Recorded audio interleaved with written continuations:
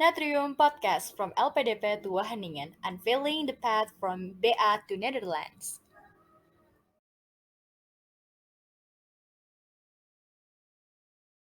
Mungkin kakak perkenalan dulu kali ya, nama, terus angkatan berapa di BA, terus sekarang kuliah di mana, jurusan apa, dan masuk ke sana tuh tahun berapa gitu. Masuk ke S2 itu tahun berapa, mulai kapan? Oke, Oke, silakan Kak. oke. Thank you ya. Jadi kenalin semua, nama aku Dana. Aku BA angkatan 2016. Saat ini sedang melanjutkan studi master di jurusan Biosystem Engineering di Wageningen University di Belanda. Aku sendiri baru masuk kuliah itu Februari tahun ini, jadi kurang lebih ya masih baru lah, belum nyampe 6 bulan di sini. Oke, tadi kan kakak masuk, kakak tuh ambil jurusan biosistem engineering ya Kak. Di Wageningen ya Kak, di Belanda. Iya. Nah, apa sih yang bikin kakak akhirnya memutuskan buat melanjutkan studi kakak nih dari rekayasa pertanian ke biosistem engineering, dan kenapa kenapa harus di Belanda gitu? Apa nih Wow, yang menarik dari Belanda dan jurusan yang kakak ambil gitu? ini pertanyaannya serius banget ya. Mungkin ceritanya mungkin dari ini dulu kali ya. Sharing aja kan ya. Ya, jadi eh, aku itu kan lulus 2020. Nah, setelah lulus kan sebagai lulusan baru ya, aku belum mikir mau ngapain. Apakah mau lanjut kerja atau S2 atau bikin usaha sendiri gitu. Nah, aku milih buat kerja karena waktu itu kan eh, pandemi ya. Jadi ekonomi lagi sulit, nggak mau nyusahin orang tua segala macam, jadi pengen kerja. Ya udah deh, tapi sebagai lulusan baru di dari ITB ya, kita kan punya idealisme masing-masing ya. Kita pengen kerja di bidang apa, posisi apa, ekspektasi salary berapa, yang semacam itu. Dan skill setnya itu dari BA di bidang pertanian, jadi aku pengennya kerja di bidang pertanian dulunya. Ya udah, aku nyari-nyari dong eh, lama-laman kerja kayak LinkedIn, terus apalagi itu, TechIn Asia, ya you name it lah, Kaliber, Jobstreet gitu-gitu. Tapi reality hits hard ya, karena mungkin karena pandemi juga dan available jobsnya sedikit, terus kompetisi semakin tinggi. Ya udah, semuanya reject, semua uh, application letter aku di reject gitu. Dan aku akhirnya berubah tuh dari idealis, akhirnya menjadi lebih ke realistis. Ya udah deh, yang penting kerja aja, yang penting nggak nyusahin orang tua gitu. Akhirnya alhamdulillah dapat kerja di FMCG sebagai MT, dan ya dengan yang lumayan lah ya, maksudnya nggak terlalu buruk-buruk amat. Tapi semakin lama di sana aku balik lagi ke idealis aku gitu. Kayak misalnya, aduh kayaknya aku nggak merasa fulfilled nih kerja di pekerjaan ini. Aku pengennya balik lagi nih ke bidang pertanian di skill set aku yang ada ini dari BA yang menurutku bisa berdampak buat banyak orang segala macam gitu. Akhirnya aku memutuskan buat resign dan akhirnya fokus untuk mencari lagi pekerjaan di bidang itu. Tapi lagi-lagi, again, reality hits hard ya. Ternyata ditolak di semua application letter aku. Ya menurutku ya normal sih ya, karena lagi-lagi pandemi ya. Ya, hal seperti itu udah normal. Terus aku mikir lagi, kok bisa sih aku ditolak mulu gitu? Apa sih yang kurang dari skill set aku gitu? Aku lihat dong, eh, kebetulan aku sering banget pakai LinkedIn. Di LinkedIn itu bisa lihat eh, employee di perusahaan tertentu itu CV-nya kayak gimana, track record-nya kayak gimana. Aku lihat, wah keren-keren ternyata mereka udah kerja pengalaman 2 tahun, skill set macam-macam, organisasi, ada yang S2 juga gitu kan. Aduh, kayaknya nih aku masih kurang nih. Kalau aku pengen kerja di tempat yang aku pengen, kayaknya aku pengen ningkatin skill set aku. Dari situ ya mikirlah untuk sembari nyari kerja buat S2 gitu. Fokus S2. Nah, kenapa Biosystem Engineering dan di Belanda itu karena lagi-lagi idealisme aku itu mikir bahwasannya teknologi pertanian itu masa depan. apalagi di Indonesia. Dan untuk di Wageningen University itu nomor satu di dunia di bidang agriculture forestry. Jadi nggak, jadi tentunya orang-orang ingin kuliah lah ya di Wageningen ya kalau di bidang agriculture forestry ya. Nah, kalau biosystem engineering karena itu relate banget dengan agriculture teknologi yang benar-benar aku pengen apa dalamin gitu, ningkatin skill set aku di sana dan juga sangat koheren dengan skill set di BA. Jadi kurang lebih gitu sih. Oke. Nah, kakak tuh sebelumnya ada pilihan lain gak sih kak sebelum selain di Wageningen itu? Ya, kebetulan aku LPDP ya. Jadi Mm. LPDP, beasiswa LPDP. Dan itu aku diberi 3 pilihan maksimal mau ke universitas mana aja. Jadi waktu itu Hmm. aku milih ke Wageningen, Itu satu lagi Australian National University, satu lagi di Purdue University di Amerika. Dan kebetulan untuk di Purdue aku nggak lanjut application letter aku lanjutinnya di yang di Australia sama di Belanda ini dan kedua-duanya dapat. Jadi antara dua itu aku milihnya yang Wageningen. Itu yang di Amerika kenapa tuh kak akhirnya nggak lanjut dan lebih memilih selain WUR tuh kenapa lebih memilih Australian University gitu? Hmm, soalnya kalau kayak ke Amerika itu kan terutama jauh ya. Oh Terus iya ya. sudah jauh apa ya requirement-nya itu susah. Jadi misalnya Oh. kita butuh GMAT, GRE yang apa ya semacam kayak TPA gitulah. Dan itu ada Hmm. basis nilainya dan itu harus ambil ujian gitu-gitu. Kalau kayak di Australia sama di Belanda enggak. Nah, dan kebetulan ya aku males ya udah deh yang dapat aja gitu. Jadi aku tinggalin aja tuh yang di sana. Aku milih di Terus, Wageningen. oke, terus yang tadi aku lihat tuh kan kakak nih mencoba untuk mempertahankan idealisme kakak biar bisa kerja di bidang pertanian nih. Tapi tuh ke reject terus. Sebenarnya posisi apa sih yang pengen kakak duduki gitu loh di bidang pertanian? Kakak pengen pengen ngapain gitu di bidang pertanian itu? Pengen yang bagian Ak- apanya nih? Gimana ya? Sebenarnya untuk posisinya sendiri sih aku belum belum pasti ya. Cuman kayak aku pengen berdampak di bidang itu dengan skill set yang aku punya. Dan skill set yang kita punya dari BA ya tentunya ya teknologi pertanian kan ya. Nah, Mm-mm. pokoknya semua hal posisi di bidang yang bisa uh, mengintroduce agricultural technology to the farmers, for example, to increase their profit, their wealth, and etc. Jadi mungkin semacam konsultan seperti itu juga oke, atau mungkin kerja di uh, seperti di kementerian, tapi di bidang yang uh, research-nya juga oke. Jadi sebenarnya banyak pilihan, cuman lebih fokusnya ke agriculture teknologi aja gitu hari ini. Hmm. Kalau waktu dulu tuh waktu jadi MT, kakak berapa lama kerja di sana?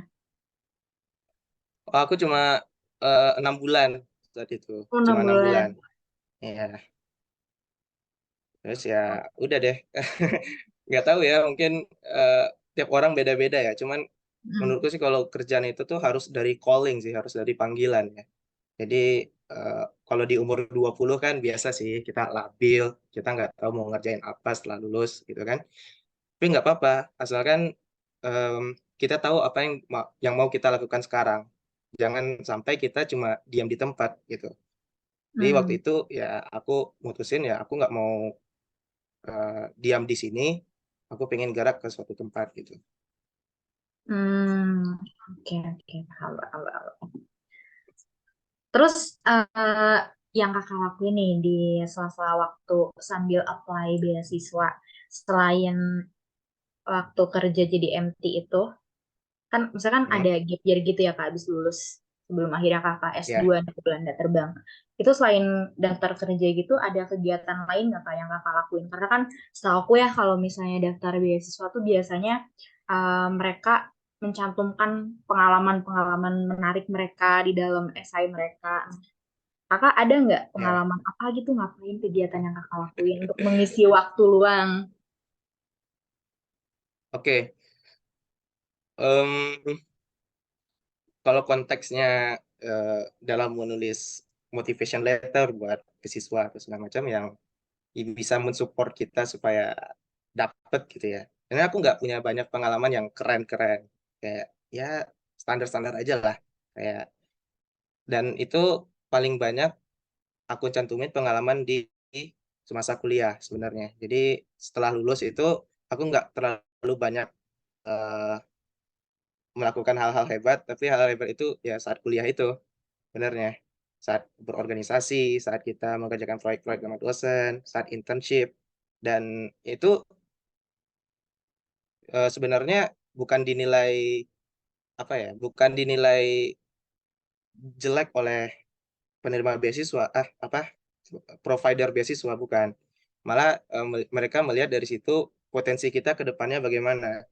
Jadi kalau di kampus kan misalnya di Himarekta kita ngajain eh, event-event tertentu gitu ya udah masukin aja di motivation letter dan dari sana bisa disambung-sambungkan gimana itu membuat menentukan kualitas diri kita gitu. Jadi sebenarnya yang paling rich banget itu ya dari S1 itu sih. Jadi kalau menurutku ya buat teman-teman yang masih kuliah sekarang ya jangan sia-siain waktunya nggak ngapa-ngapain di kuliah. Justru di saat kuliah itulah banyak pengalaman-pengalaman hebat yang bisa dicantumin gitu.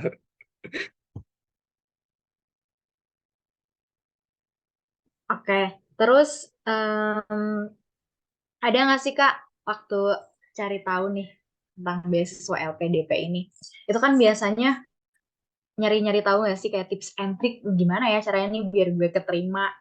Terus ada nggak tips and trick dari penerima LPDP sebelumnya yang kakak dapetin terus waktu kakak coba terapkan tuh dan ternyata wah berhasil ya. Tips and trick apa sih Kak? Ada nggak?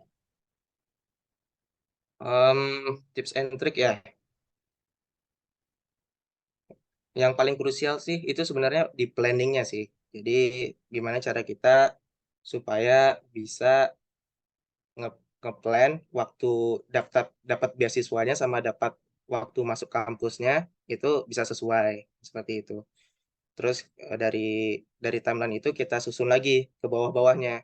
Misalkan IELTS kita harus di atas 6,5, kita harus bikin timeline. Jadi bulan ini aku bulan ini aku harus bisa IELTS dengan nilai skor segini gitu. Nggak harus tes yang mahal ya. Maksudnya kan sekarang banyak ya provider tes IELTS kayak misalnya aduh nggak mau promosi deh. Pokoknya yang murah-murah lah. Jadi kita bisa ngitung perkembangan kita bagaimana gitu. Jadi tips and triknya yang menurutku ya kita bagi timeline. Jadi kita pengen dapatnya beasiswanya kapan, planningnya kita bagaimana untuk mencapai uh, beasiswa itu. Kalau secara teknis banyak tips and triknya, misalnya tips and trik wawancara, tips and trik bikin motivation letter, minta recommendation letter, itu sebenarnya bisa dipelajari masing-masing sih. Cuman yang paling krusial menurutku ya planning untuk aktivitasnya ngapain-ngapain aja sebelum daftar beasiswa itu. Itu sih paling penting. Jadi harus di planning dulu ya Kak setiap stepnya. Kayak kita cari tahu Hmm, dulu persyaratannya apa aja, terus biar bisa dapetin itu kita planning, kita butuh waktu berapa lama nih buat dapetin itu gitu ya Kak.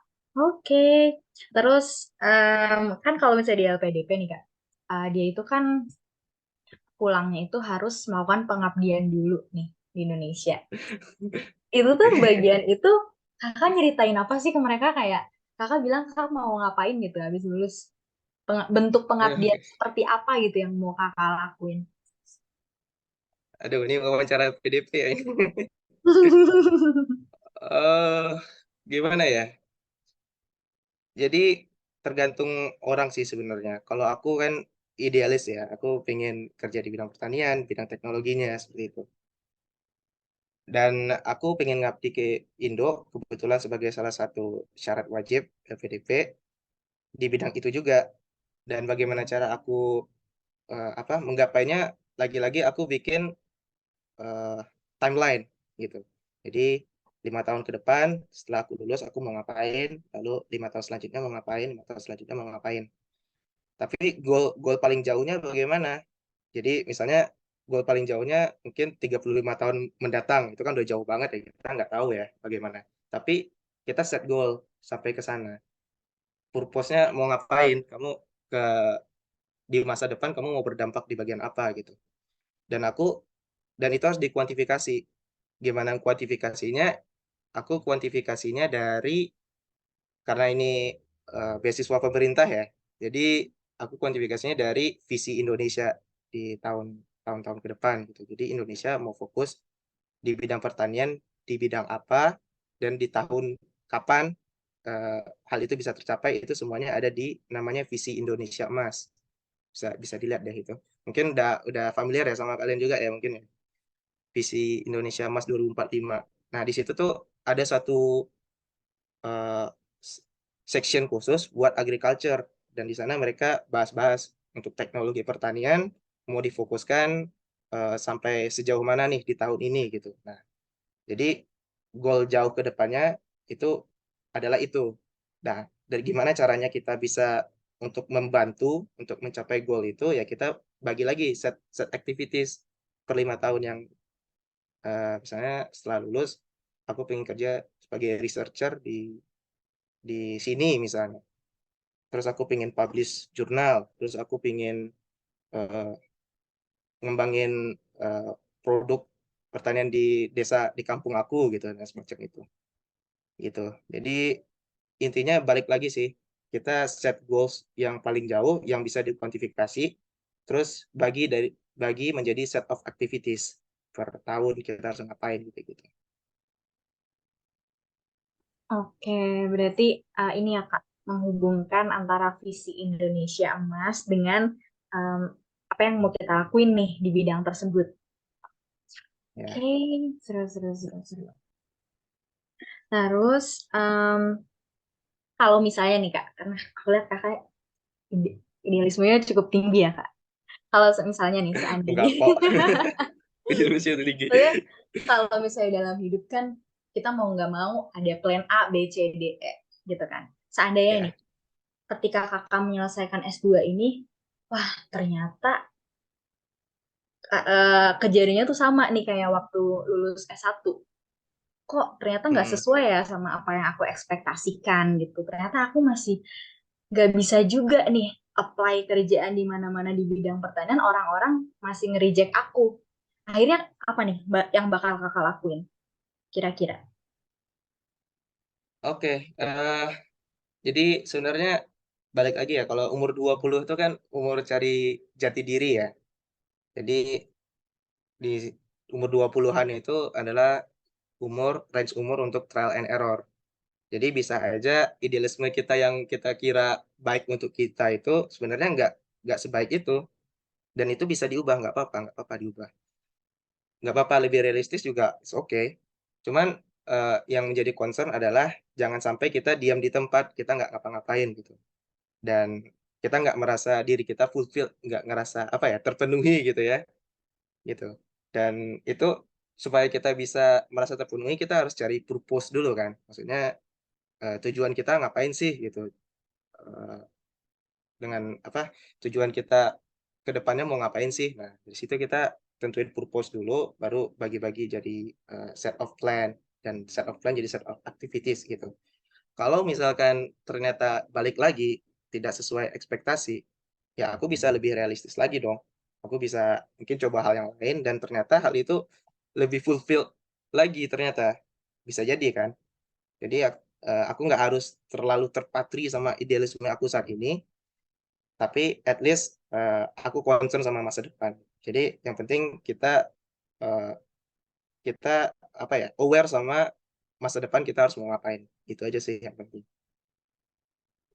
Oke, jadi ya, berarti nanti kakak Ya, kalau misalnya memang ya ternyata tidak sesuai dengan ekspektasi, kakak akan mencoba menurunkan idealisme itu, tapi seenggaknya tidak membuat kakak tuh ngerasa diem di tempat gitu, gitu betul, kak. betul. Ya, Oke, betul. oke.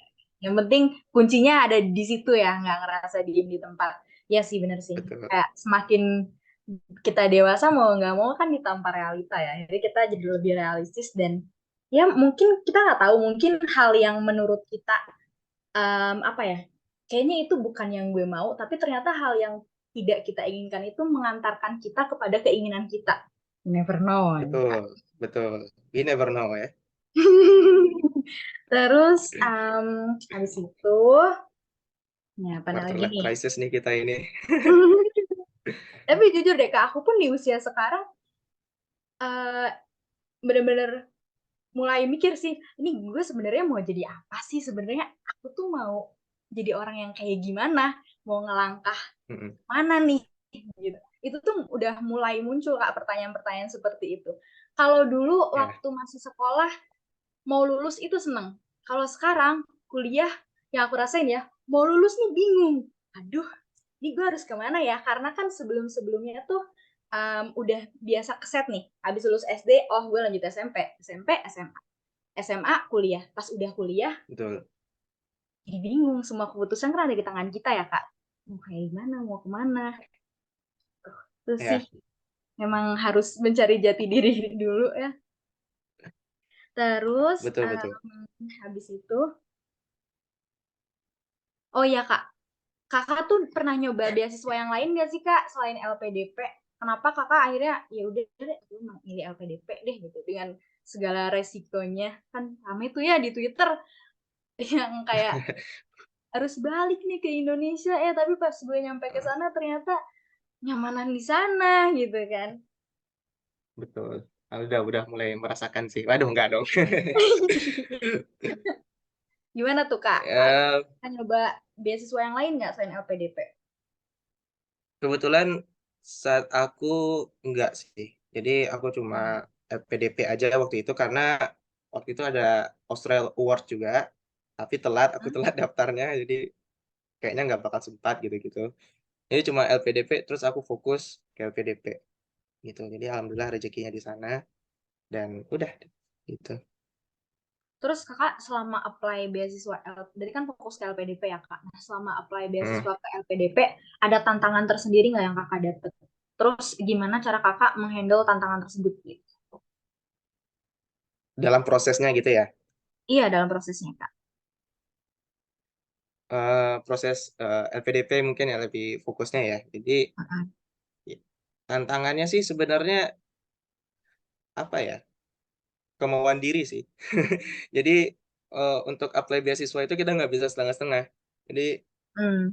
kita harus bisa nulis yang bagus, kita harus Inggrisnya bagus, kita harus ada recommendation letter, kita harus punya data-data kampus, kita harus cari tempat tinggal nanti di luar negeri, misalnya kalau dapat yang di luar negeri, dan banyak hal gitu. Dan semuanya itu harus di apa ya, di planning. Semuanya itu harus berjalan mulus gitu ya, supaya bisa mencapai deadline. Karena kita dikejar deadline, beasiswa sama kampus ada Hmm. deadline yang beda gitu.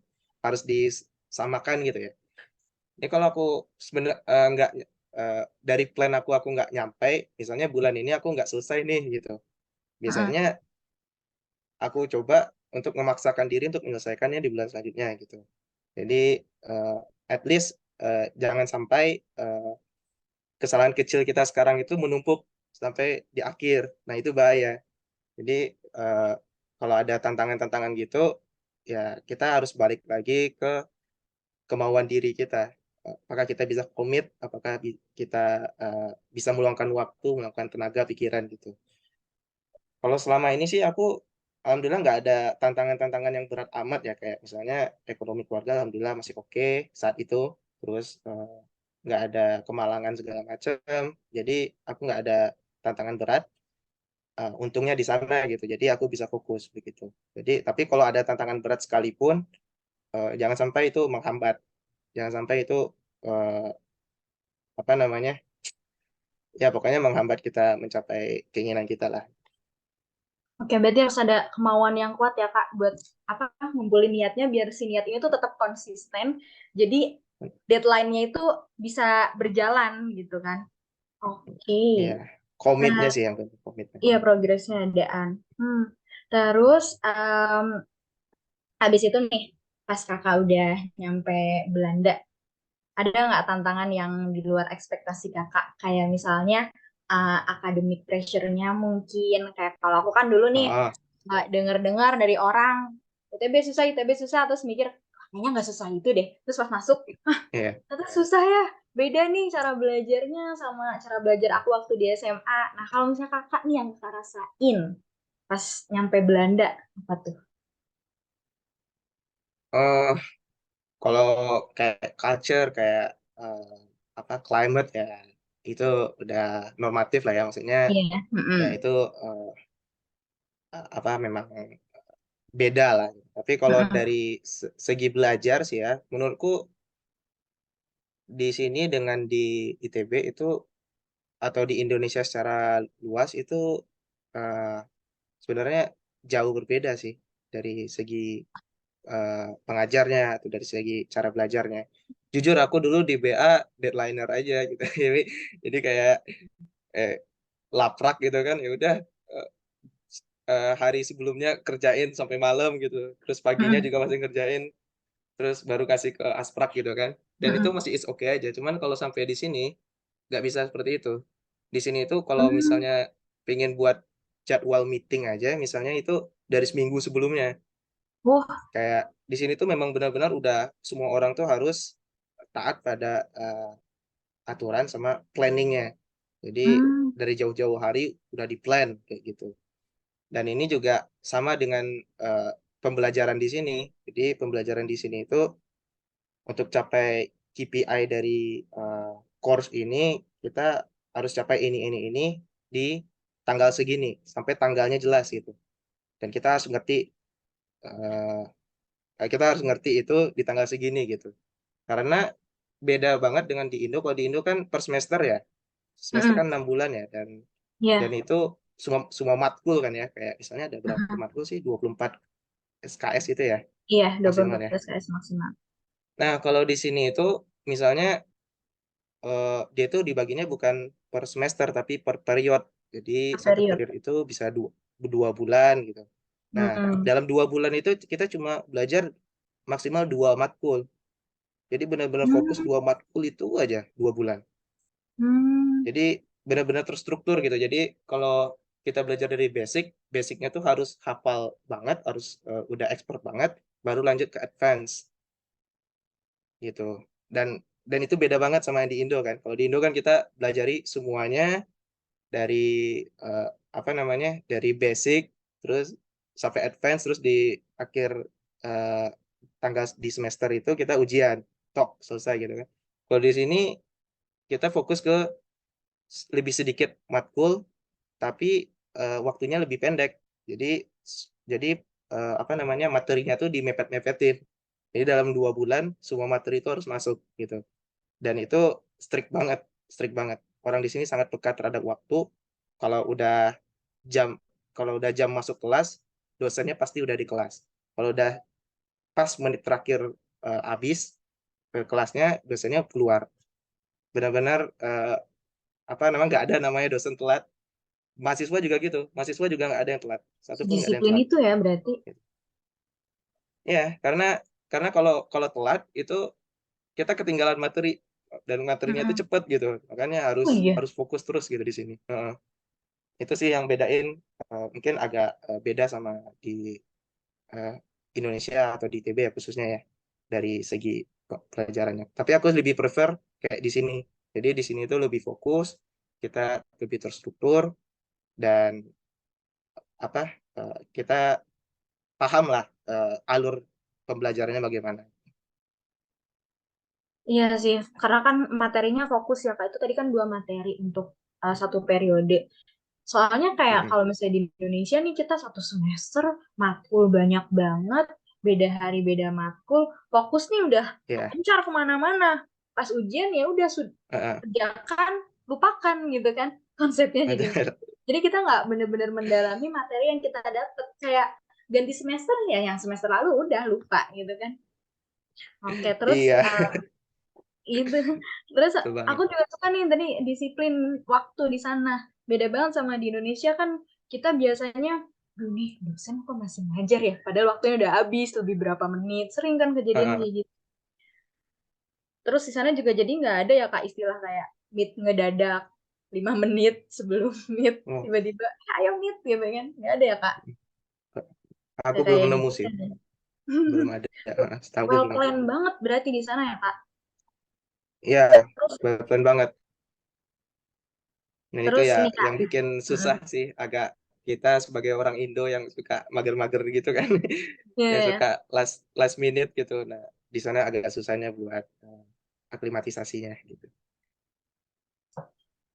Terus ini Kak, waktu Kakak aku balik lagi ya, waktu LPDP. Waktu Kakak wawancara, aku kepo. Ada nggak sih satu Hmm. pertanyaan di luar ekspektasi Kakak? Terus Kakak waktu itu, pertanyaannya waktu itu apa? Terus Kakak jawabnya kayak gimana? Kalau di Atau luar enggak pertanyaan yang ekspektasi, menurut Kakak tuh, ini pertanyaan yang sulit gitu untuk Kakak? oke. Sebenarnya kalau di luar ekspektasi, aku udah expect semua pertanyaan bakal keluar kayak gimana sih. Karena Hmm. dalam persiapan sebelum interview itu, aku udah baca banyak banget gimana pertanyaan-pertanyaan interview apa aja gitu. Terus gimana cara jawabnya dalam English and Indonesia gitu. Terus eh, cara jawabnya dengan apa rinci, terstruktur dan gitu-gitu. Dan itu udah aku pelajari semua dan alhamdulillah nggak ada yang mengejutkan banget. Jadi aku nggak tahu jawabannya nggak ada. Cuman yang menurutku aku tahu ini pertanyaan bakal ada, tapi tetap aku ragu gimana jawabnya itu kayak gini. Misalkan kalau keluar di luar negeri kan secara ininya biayanya kan lebih mahal ya. Mungkin untuk 2 tahun itu bisa satu satu sampai 1,5 M, bahkan 2 M, mahal banget gitu. Nah, kalau duit segitu bisa nyekolahin orang di Indo bisa sampai 10 orang misalnya. Kamu lebih milih mana? Kamu kuliah di luar negeri dengan duit segitu atau kamu duitnya dikasih buat 10 orang buat kuliah di Indo gitu. Nah, di sana aku bingung jawabnya gimana. Kalau aku milih aku, ntar dikiranya apa ya? Kayak kayak songong gitu nggak sih? Kayak terlalu pede atau gimana gitu. Tapi dalam eh, sebaliknya kalau kita malah ngasih ke orang-orang bilangnya aku nggak percaya diri, aku pesimis gitu-gitu. Nah, di situ eh, se- sebenarnya aku masih bingung sih cara jawabnya gimana. Cuman yang aku jawab waktu itu aku lebih milih buat eh, apa namanya buat milih aku kuliah di luar negeri daripada 10 orang kuliah di Indo karena isu isu yang aku bawa itu isunya eh, krusial, isu pertanian, dan dengan belajar di luar negeri aku bisa dapat skill set yang bisa benar-benar ngebantu eh, kita eh, negara terutama untuk ngatasin isu itu gitu. Dan aku lebih spesifikin lagi gimana cara jawabnya gitu. Kalau bisa dikuantifikasi. Tapi kalau nggak sampai dapat angkanya nggak usah gitu. Gitu. Jadi ya itu sih sebenarnya yang masih jadi pemikiran aku gitu. Pas wawancara itu jawabnya gimana ya? Ya udah deh aku jawab gini aja deh gitu. Gitu. Cuman ntar kalau apa persiapan wawancara banyak kok eh, apa di YouTube YouTube aja gitu yang cara jawabnya gimana gitu banyak. Jadi bisa ngambil dari mereka eh, gimana sih cara jawabnya pro and cons-nya kalau jawab kayak gini gimana gitu gitu. Dulu bentuk kuantifikasi yang Kakak katakan itu seperti apa, Kak? Mm. Terkait dengan pertanyaan tadi. Maksudnya nggak kuantifikasi itu nggak harus sampai angka ya. Maksudnya nggak sampai oh Mhm. dengan aku kuliah di sini tahun 2045 aku bisa bantu Iya. sampai ningkatin berapa persen nggak sampai seperti itu. Mhm. Karena itu mustahil juga dikuantifikasi. Mhm. Cuman sampai oh ini isu yang kita bawa ini krusial loh, ini menyangkut eh, ekonomi negara 5% berapa persen eh, di masa depan gitu. Dan ini juga menyangkut eh, apa namanya jutaan pekerja di Indonesia yang kerja di bidang pertanian, bla bla bla bla gitu. Nah, jadi lebih kayak dengan aku kuliah di sini aku bisa belajar dengan bahkan dengan si profesor ini. Nah, profesor ini dia punya keahlian di bidang teknologi pertanian dan diaplikasikan di negara-negara berkembang dan sudah punya publish jurnal segini, bla bla bla segini. Dia punya expertise di bidang ini, saya mau nanti tesis bareng dia. Kayak gitu. Jadi serinci mungkin dan juga apa namanya? Semeyakinkan mungkin gitu.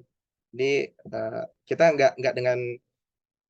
nggak dengan omong kosong doang bilang, oh dengan saya kuliah di luar negeri saya bisa lebih berdampak enggak, berdampaknya kayak gimana dulu gitu, dan step-stepnya kayak gimana gitu. Lebih ke situ aja sih kuantifikasi maksudku. Jadi emang harus bener-bener tahu juga. Jadi bukan ini doang ya Kak, bukan apa ya fokus di skill requirement-nya aja, tapi kita emang harus paham juga sama isu-isu di Indonesia yang memang terutama fokusnya ke pertanian gitu ya Kak. Oke, terus oh ya Benar Kak, yuk, benar. soalnya kan memang LPDP ini kan yang tadi aku bilang apa habis lulus ya dia harus mengabdikan diri di Indonesia kan. Jadi mau nggak mau pasti mereka akan mencari em, penerima beasiswa yang memang paham dengan isu-isu di Indonesia dan Indonesia ini butuhnya apa sih gitu. Terus oke, bentar ya Kak lagi Hmm. azan dulu. Oh ya, nggak apa-apa. Tadi tuh kita nyampe mana ya Mak? Sampai ini ya apa yang pertanyaan dari pihak LPDP yang terkait dengan visi misi Indonesia dan segala macamnya. Nah, terus oh iya Kak, kan mereka tuh benar-benar mengangkat visi misi Indonesia banget ya Kak, fokus ke sana kan. Terus kan yang aku tahu LPDP itu kan tidak hanya menerima em, apa ya, menerima dari kalangan menengah ke atas atau enggak menengah ke bawah, tapi ada juga kalangan-kalangan yang memang atas kayak mau di Ayunda yang kita tahu ya dia kan privilege udah gede banget dari Hmm. berbagai bidang dia privilege udah gede lah, tapi dia masih tetap keterima beasiswa LPDP ini. Terus aku juga pernah baca di Twitter tuh katanya memang ada tujuannya nih kenapa sih LPDP itu mengumpulkan eh, apa ya mengumpulkan para penerimanya itu dari berbagai kalangan biar mereka bisa sharing ide mereka masing-masing. Nah itu tuh udah kakak rasain sendiri nggak sih setelah keterima di LPDP kemudian bertemu dengan penerima LPDP lainnya? Memang ada pengaruhnya nggak kak? Oke. Ah, mungkin pertama kali ya, kayak kalau setahu aku ya, mungkin dari rumor juga atau gimana, itu LPDP itu bukan menerima orang yang apa namanya eh, dengan kondisi ekonomi tertentu, tapi mereka milih orang yang sekiranya mereka pantas gitu. Jadi apakah ini sesuai dengan bare minimumnya dari LPDP atau enggak. Jadi tergantung apakah dia kaya raya banget atau dia gimana gitu. Asalkan dia memenuhi ekspektasi LPDP, dia dapat gitu. Dan ya, LPDP juga udah bagi-bagi gitu kan. Maksudnya untuk daerah tertinggal, untuk yang disabilitas, untuk yang reguler, untuk yang perguruan tinggi utama dunia gitu-gitu. Jadi mereka juga udah berusaha bikin supaya lebih inklusif lah untuk semua orang gitu. Nah, terkait dengan misalnya eh, dengan inklusivitas itu apakah berdampak? Menurutku sih iya, karena aku saat ini kayak udah ketemu mantan BEM, mantan ketua BEM UI kayak gitu, atau misalnya orang yang punya usaha udah besar gitu, atau aku juga bahkan udah ketemu orang yang apa namanya udah kerja di perusahaan besar di Indo, dan aku dengar banyak apa namanya aspirasi dari mereka, aku diskusi dengan mereka dan benar-benar ngebantu banget buat memperbesar memperluas koneksi sekaligus persepsi kita gitu. Bahkan aku juga ketemu mahasiswa yang baru lulus misalnya angkatan 2018 gitu, dan mereka juga punya persepsi yang keren gitu. Jadi sebenarnya bukan hanya sebenarnya setiap orang itu keren gitu, yang diterima LPDP itu keren gitu. Jadi menurutku ya nggak tergantung dari kondisi ekonominya sih, tapi memang orang-orangnya eh, bisa keren aja gitu. Oke, jadi berpengaruh ya kak. Jadi kakak mungkin lebih apa ya dari Ya, insight baru dari mereka gitu. Terus mungkin siapa tahu nanti ketika kakak akan mengembang, let's say kakak habis ini mau ngembangin desa kakak nih, pasti kan nggak bisa nggak sih kayak ngelakuin itu sendirian, mau nggak mau kan butuh bantuan orang lain dan mungkin uh, relasi yang kakak bangun dan kakak dapatkan dari LPDP ini nantinya akan membantu kakak untuk mencapai tujuan tersebut ya kak. Oke, make sense sih sekarang. bisa jadi, bisa jadi. Ya. Oh iya kak, aku tertarik nih kak. Tadi kan kakak bilang kayak waktu ditanya gimana nih nanti bentuk pengabdian yang mau kakak lakuin setelah lulus, itu kan kakak bilang misalnya kakak mau mengembangkan suatu produk tertentu di desa kakak. Nah itu tuh kakak udah ngeplan belum nanti mengembangkannya tuh kayak gimana, dalam bentuk apa? Apakah kakak membuat suatu organisasi kelompok tani kah atau kayak gimana yang ada di Hmm. pikiran kakak saat ini? Ya, sebenarnya kalau aku belum kepikiran sampai sejauh apa gitu ya. Tapi itu memang goals aku. Tapi sebenarnya aku setelah lulus pengennya kerja dulu. Jadi aku bisa, tapi kerjanya bukan eh, apa namanya, kerja yang profit oriented, bukan lah. Tapi yang lebih berdampak gitu aja gitu. Em, tapi itu memang salah satu goals aku, pengen ngembangin apa kampung halaman aku itu. Kalau dari step by stepnya, eh, aku sebenarnya udah pernah coba ngomong-ngomong juga sama orang yang pernah kuliah di sini, dan dia balik untuk ngembangin kampung dia gitu. Dan aku terinspirasi bagaimana caranya dia bisa dapat menggait apa lecturer di sini, terus mahasiswa-mahasiswa setelah dia itu supaya mau bantu dia ngembangin eh, startup dia di eh, tempat kampung halaman dia gitu. Nah, mungkin aku lebih tertarik supaya bisa seperti itu. Jadi bagaimana caranya orang resource yang ada di sini, yang kayak bule-bule hebat di sini itu, yang punya teknologi canggih itu, dan lecturer yang pinter-pinter itu bisa kita bawa ke eh, kampung halaman kita gitu. Itu salah satu goals aku, tapi eh, mimpi aku, tapi bukan eh, hal yang ingin aku lakuin setelah lulus gitu. Karena itu menurutku butuh proses gitu, dan itu nggak mudah. Ya. Iya sih, benar memang. Ya kita Ya. mau menciptakan sesuatu yang baru di masyarakat tuh emang ya tidak semudah yang kita pikirkan, karena kan masyarakat ini kan kompleks ya, banyak Tapi faktor-faktor lain. untuk di Indo, sendiri banyak kok lecturer yang pingin research di Indo. Oh Kayak di iya. bidang sawit itu banyak banget. Kayak Hmm. mereka datengin mahasiswa-mahasiswa dari luar negeri ke Indo buat Hmm. misalnya supply chain sawit atau produktivitas sawit, benihnya gimana gitu-gitu. Sebenarnya udah banyak banget. Jadi sebenarnya untuk potensi kolaborasi tinggi. Tinggal gimana cara kita untuk menggaitnya itu.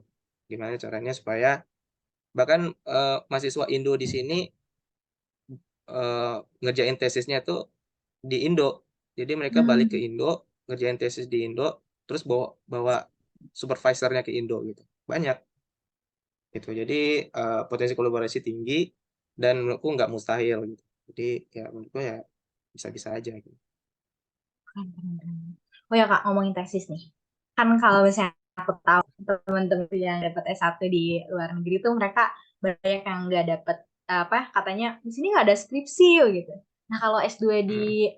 Belanda di WUR terutama itu dia masih butuh tesis Kak. Terus pas Kakak apply beasiswa, kan kalau di Indo tuh setahu aku ya, ketika kita mau apply S2 di Indo kita harus punya proposal tesis kan. Nah, kalau ke Belanda nih, ke luar negeri, Hmm. Kakak kemarin bikin proposal tesis nggak? Ya, eh, kalau Wageningen sendiri, eh, untuk tesis ya, aku sendiri nggak bikin proposal sih, karena bukan suatu requirements. Kalau kayak ke Jepang, Jerman gitu kan, mereka harus ada apa proposal tesis, terus supervisornya siapa gitu-gitu ya. Kalau di Wageningen sendiri, untungnya nggak. Jadi asalkan dokumen-dokumen tertentu lengkap gitu, itu eh, biasanya masuk aja gitu kan.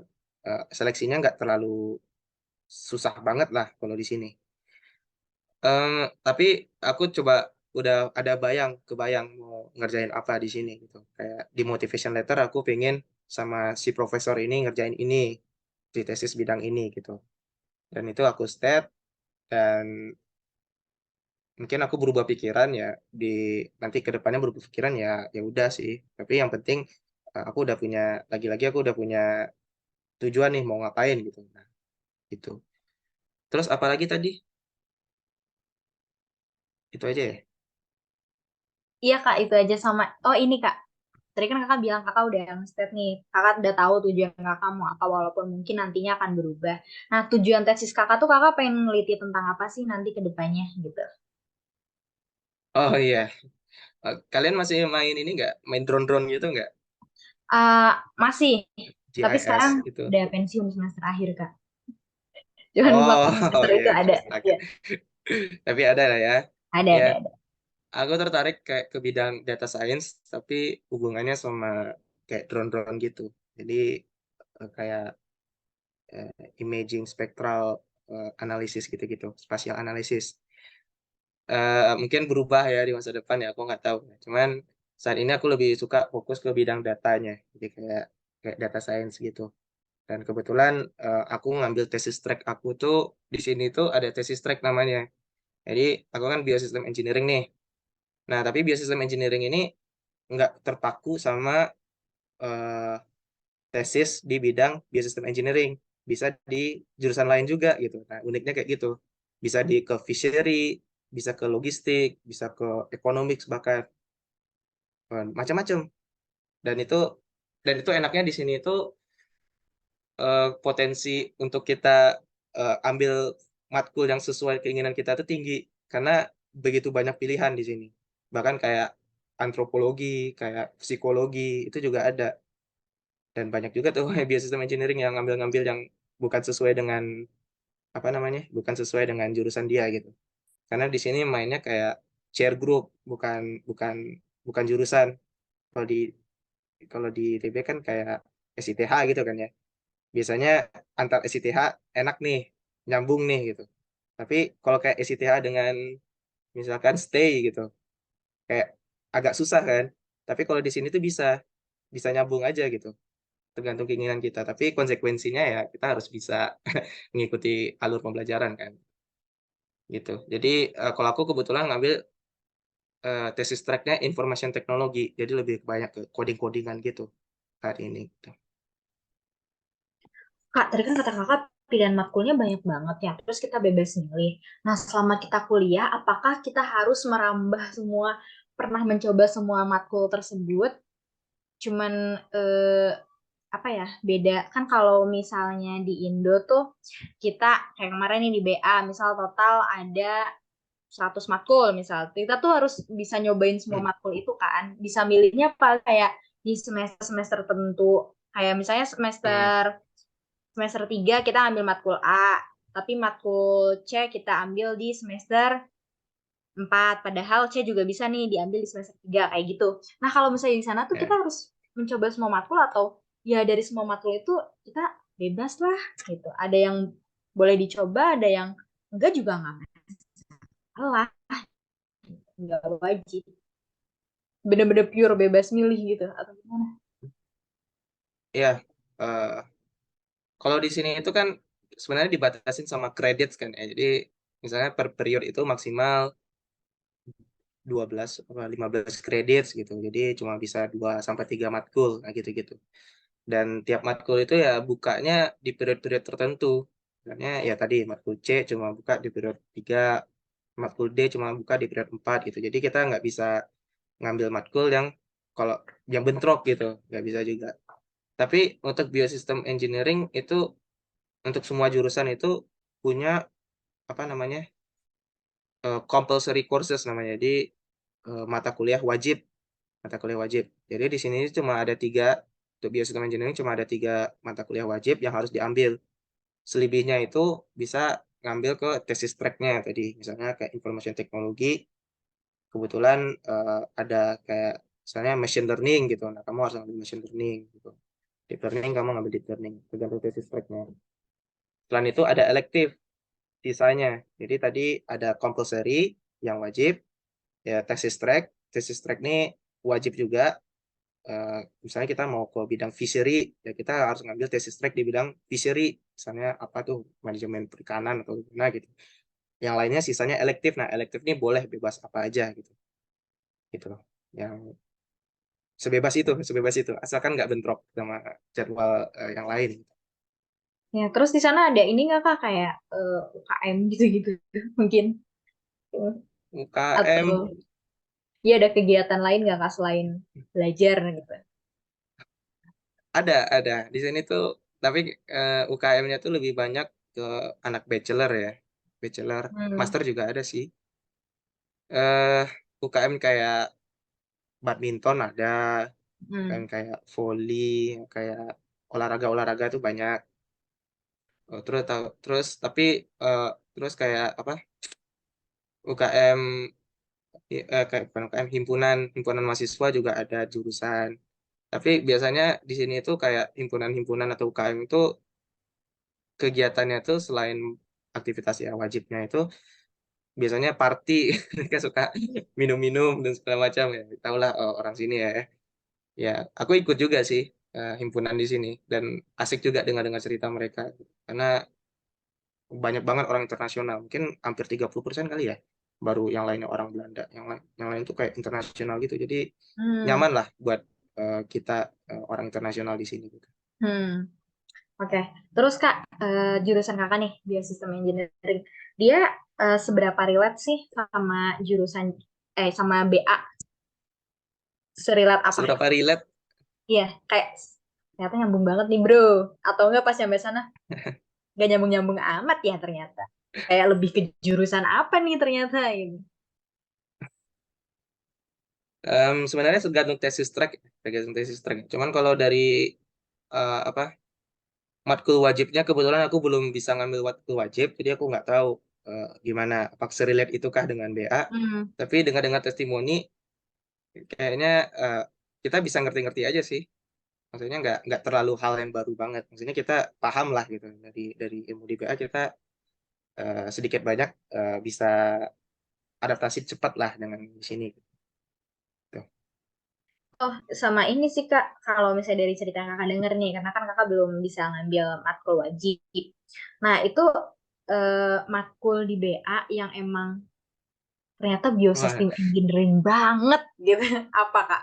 Matkul di BA.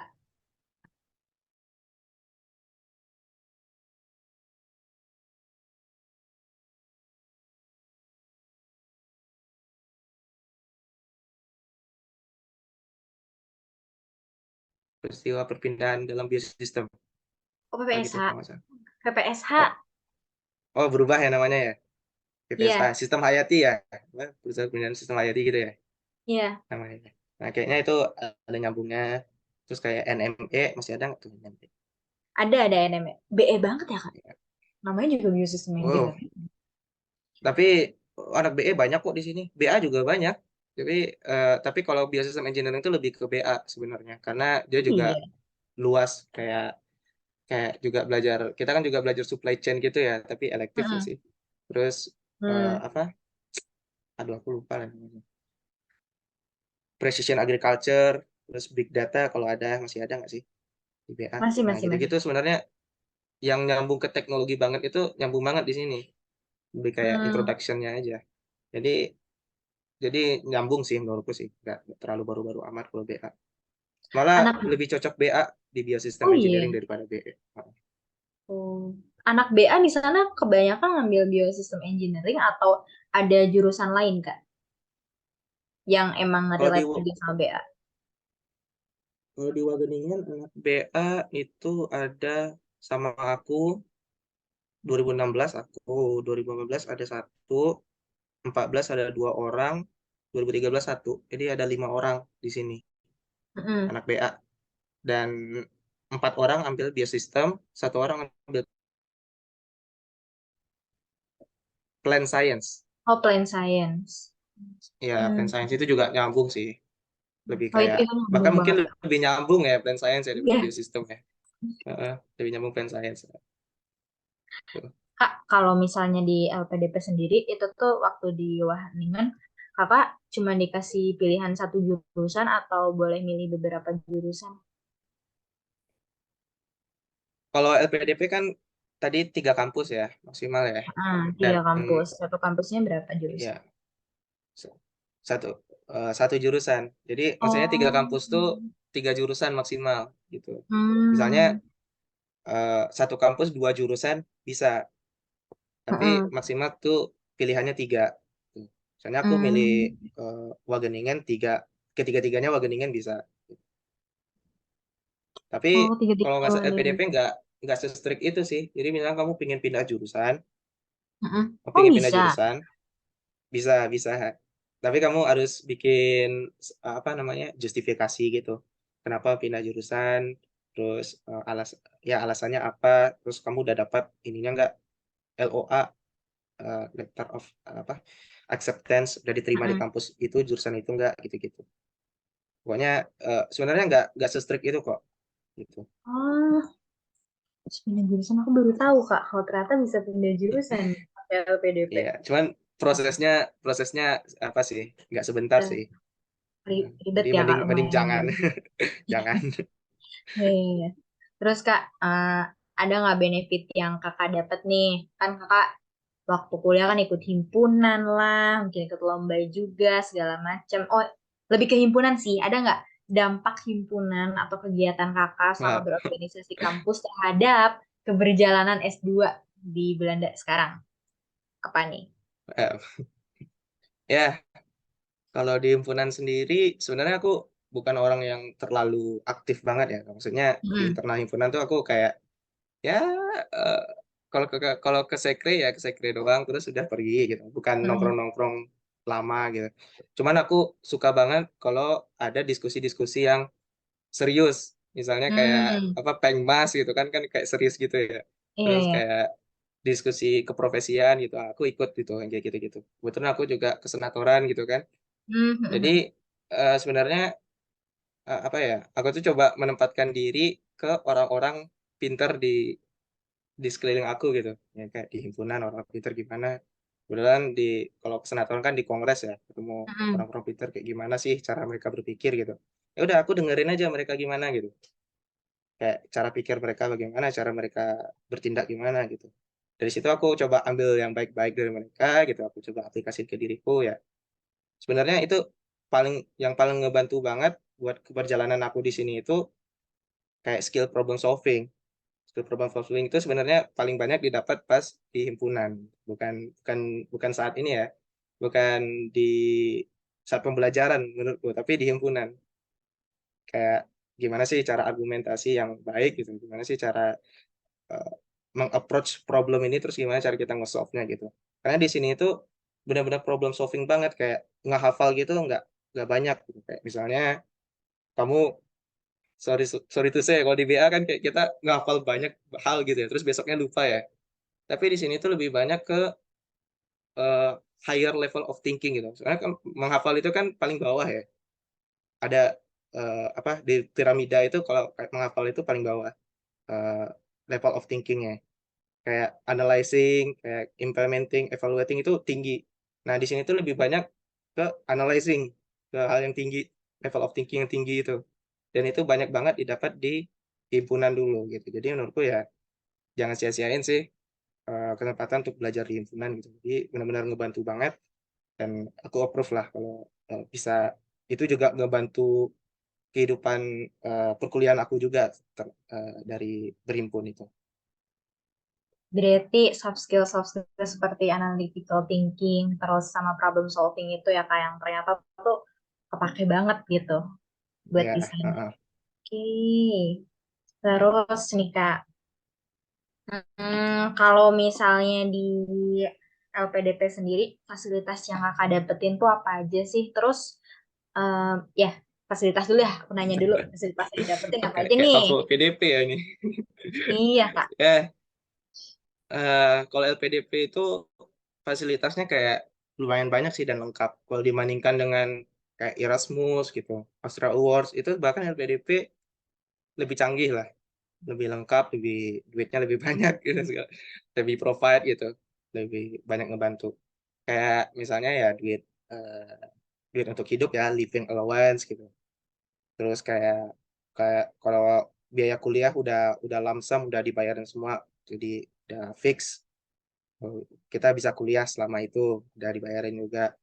Kayak duit tesis juga ada, jadi bisa di-apply kalau mau tesis kita eh, kita rinci biayanya gimana gimana, ntar di reimburse sama itunya PDP-nya juga di provide. Kayak asuransi apa segala macam udah kayak benar-benar udah diurus aja gitu. Jadi kayak tinggal bawa badan terus belajar aja di sini gitu, benar-benar komplit lah kalau LPDP. Jadi eh, menurutku ya yang paling komplit itu ya LPDP dibandingkan yang lain gitu. Jadi ya makanya orang banyak banget pengen dapat LPDP kan. Jadi se karena kita bisa nabung juga setelah itu.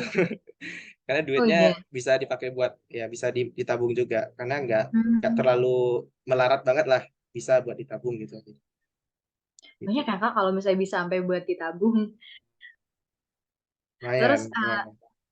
berarti hampir semuanya apa ya difasilitasi oleh LPDP ya Kak. Tapi ada nggak yang Kakak ngerasa ya ini nggak dapet ya dari LPDP gitu? Apa? Ada nggak Kak? Yang ya Eh, mau nggak mau Kakak nyari sendiri gitu. belum ada sih, kayak semuanya udah lengkap gitu. Kayak misalnya duit buku Mm-mm. itu juga udah di provide LPDP, ada duitnya sendiri gitu. Hmm. Jadi Mm-mm. benar-benar selengkap itu. Cuman kalau LPDP kita nggak bisa kerja di sini. Kayak kita harus fokus belajar aja. Sebenarnya kan kalau kau bisa kerja kan dapat income yang gede juga di sini kan. Kayak, kayak di sini itu kerja di supermarket aja gitu, kayak freelance atau part time gitu. Itu gajinya lumayan tinggi gitu. Tapi kalau dengan LPDP kita nggak bisa kerja, kita harus fokus belajar gitu. Jadi ya menurutku belum sampai saat ini belum ada hal yang belum bisa aku apa sih apa namanya semuanya terpenuhi lah, bahkan sampai jalan-jalan pun masih bisa ke provide gitu dengan uang itu.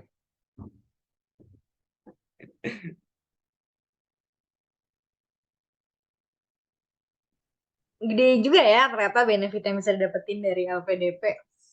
Terus apa lagi ya? Tapi aku baru tahu loh Kak kalau nggak boleh kerja. Aku kira boleh kerja. Tadinya aku mau nanya Kakak, Kakak ada nggak ngisi waktu luang sekali part time ngapain gitu kan? Ya nggak boleh, kalau di LPDP nggak boleh, cuman Hmm. ya kalau diam-diam aja nggak apa-apa sih karena nggak ketahuan. Itu ada Kak Cuman tapi yang diem-diem gitu. aduh, aku kayaknya susah juga sih jawabnya. Kayaknya nggak nemu sih, aku nggak nemu orangnya. Hmm. eh ya eh, ya paling gitu sih. Kita nggak boleh kerja, tapi internship boleh. Kan internship Oh kan internship boleh.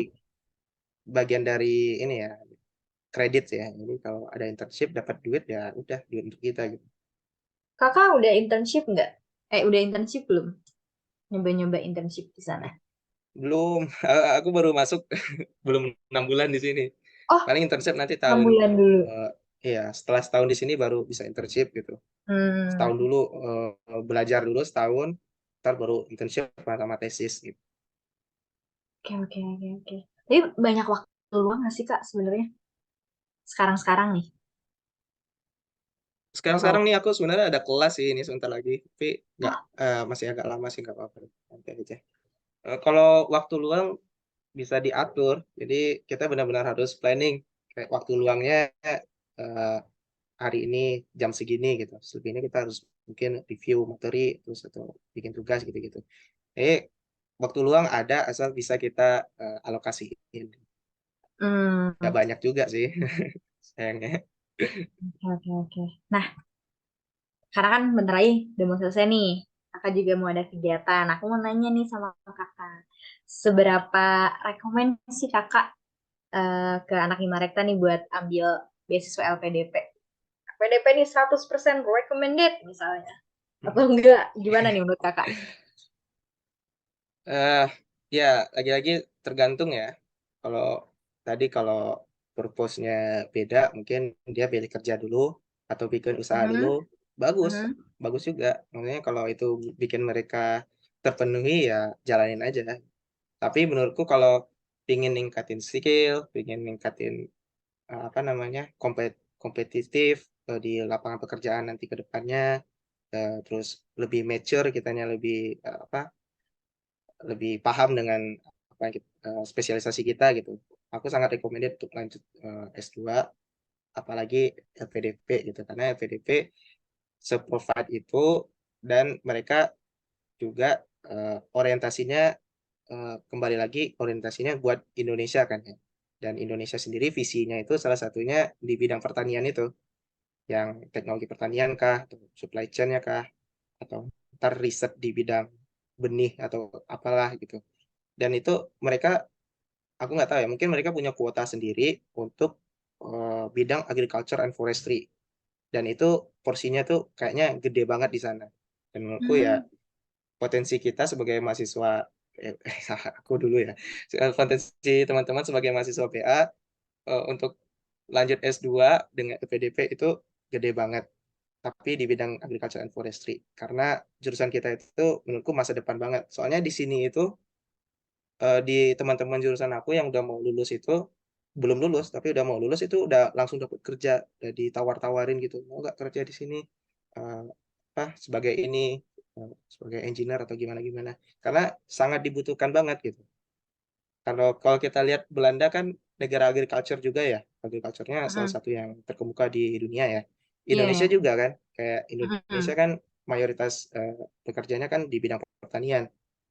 Kalau kita lihat jobs untuk di masa depan ya sebenarnya untuk di bidang pertanian gede banget gitu. Dan orang-orang kayak kita di BA atau ntar lanjut S2 di bidang pertanian itu demand-nya bakal tinggi banget buat skill set kita gitu. Jadi menurutku ya sangat recommended untuk lanjut S2 di dengan LPDP itu.